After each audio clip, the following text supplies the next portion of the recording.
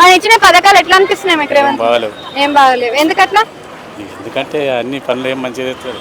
ఏం మంచిగా చేస్తారు. ఫ్రీ బస్ ఇచ్చిండు, ఫ్రీ కరెంట్ ఇచ్చిండు, 500 రూపాయలు గ్యాస్ అన్నాడు. మరి ఇవన్నీ వస్తలేవా? ఏం వస్తుంది? అంటే మీరు అప్లై చేసుకోలేదా లేకపోతే వస్తలేవా? చేసుకోలే. చేసుకోవాలి. మరి చేసుకుంటేనే కదా. చేసుకున్నాం కానీ గ్యాస్ మళ్ళా 950. మళ్ళీ 900. సన్న బియ్యం కూడా ఇస్తుండే కదా. బియ్యం ఏది మొన్న ఇచ్చిండు మళ్ళీ ఈ నెల మళ్ళీ 3 నెలల బియ్యం కల్పిస్తా అంటుండు సన్నయ్య. మరి ఏమంటారు?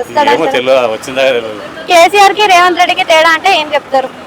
కేసీఆర్ కు ఈయనకి చాలా తేడా. అంటే ఏం తేడా ఉంది? ఆయన ఎన్ని పనులు చేసి బాగా చేసి ఆయన ఉన్నప్పుడు పథకాలు ఏం లేవు కదా. ఈ పథకాలు లేవంటే ఉన్నాయి. చేసే రైతులకు మంచిగానే ఇచ్చిండు. రైతు బంధు అది ఇది బాగానే వేసిండు. ఒకటేసారి రైతు రుణమాఫీ ఒకటేసారి వేసిండు. మళ్ళీ సంవత్సరం గడవాలి కదా. ఆయన వచ్చిందే సంవత్సరం కదా. ఇప్పుడు తెలంగాణ వచ్చి 12 ఏళ్ళు చేస్తున్నాడు, బాగానే చేస్తున్నాడు. ఏం బస్సు మీరు పెట్టిండు ఒకటి మంచిగా లేదా? ఫ్రీ బస్సు మంచిగా ఉన్నది. ఆడపిల్లలకు మంచిగా, మాకు మా పిల్లలకి అందరికి పెట్టుకుంటూ పోతే 7 వస్తాయి అంకుల్ పైసలు. ఇప్పుడు 12 ఏళ్ళు అవుతుంది మనకి తెలంగాణ వచ్చి. 12 ఏళ్లలో ఏమైనా లబ్ధి పొందిందా తెలంగాణలో? మరి ఇప్పుడు కేసీఆర్ ఉన్నప్పుడు ఇచ్చే పథకాల్లో ఈయన కూడా సగం ఇస్తుండు. రైతు రుణమాఫీ, రైతు బంధు, రైతు బీమా ఇవ్వగలుగుతాడా? మరి ఇక ఏమో చెప్పలేము.